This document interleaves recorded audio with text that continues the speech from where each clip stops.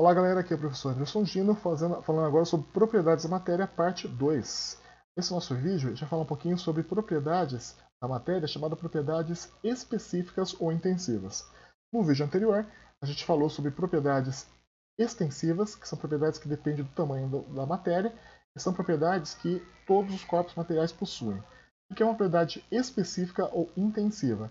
Propriedade específica é aquela que você pode verificar ela com qualquer quantidade de material. Então, um valor, uma característica, uma propriedade fixa. E a outra informação é que ela é utilizada para diferenciar um material do outro. Quais são as propriedades específicas? Uma, temperatura de fusão. Temperatura de fusão é a temperatura que eu passo de sólido para líquido dos materiais. Então, por exemplo, o gelo puro ele derrete a 0 graus Celsius.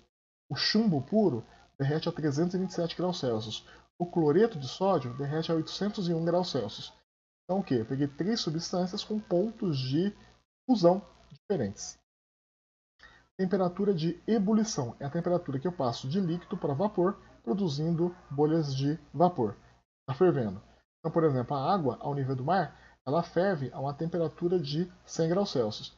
Já o etanol ao nível do mar ferve a 78 graus Celsius. Já a propanona ferve a 56 graus Celsius na mesma pressão.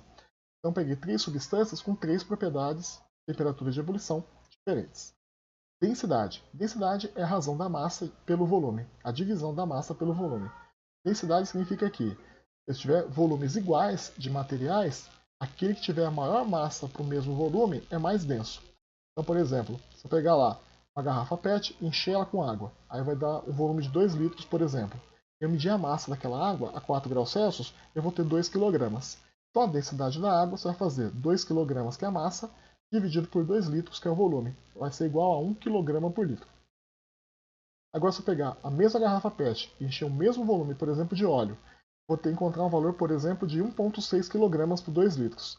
Então, se eu fizer a divisão, eu vou ter então 1,6 kg dividido por 2 litros, ou seja, 0,8 kg por litro. Então, você pode falar então que o etanol, o óleo é menos denso que a água, porque para mesmos volumes eles têm massa menor.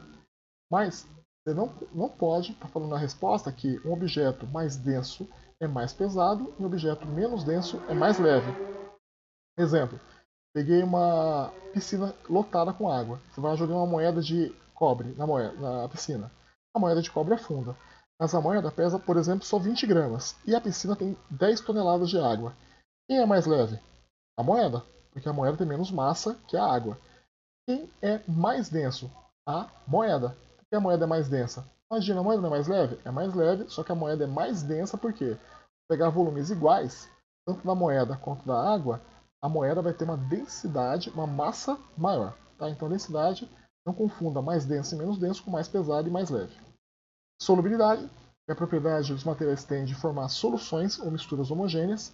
Então, por exemplo, etanol com água, solubilidade infinita. Óleo com água, são praticamente insolúveis. Dureza tem a ver com o risco. Então, por exemplo, o diamante é uma peça, um material muito duro, ele risca basicamente todos os materiais. Já, por exemplo, a borracha é um material mole, que é riscado pela maioria dos materiais. Maleabilidade, não confundir maleabilidade com dureza.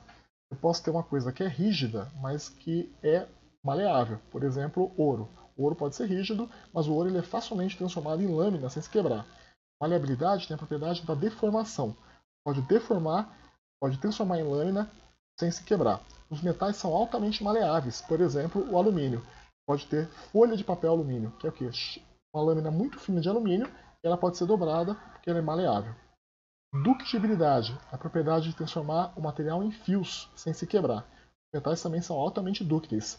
Existe fio de cobre, fio de aço, fio de alumínio e assim por diante. Propriedades organolépticas são aquelas propriedades que têm a ver com os sentidos humanos. Então, por exemplo, cor, brilho, sabor, cheiro, textura. Você usa os sentidos para estar verificando. Então, por exemplo, se eu pegar o enxofre é amarelo, a água é incolor, o etanol é incolor. Então a gente tem propriedades organolépticas usando, por exemplo, a visão. Por exemplo, a água é inodora, o álcool tem um cheiro característico, então tem o olfato que é diferente. Tá? Bom, eu tenho que saber sobre propriedades específicas. Existem outras, como por exemplo reatividade, oxirredução, volatilidade, pressão máxima de vapor, já vem em outros momentos, mas para o vestibular eu tenho que saber basicamente 4.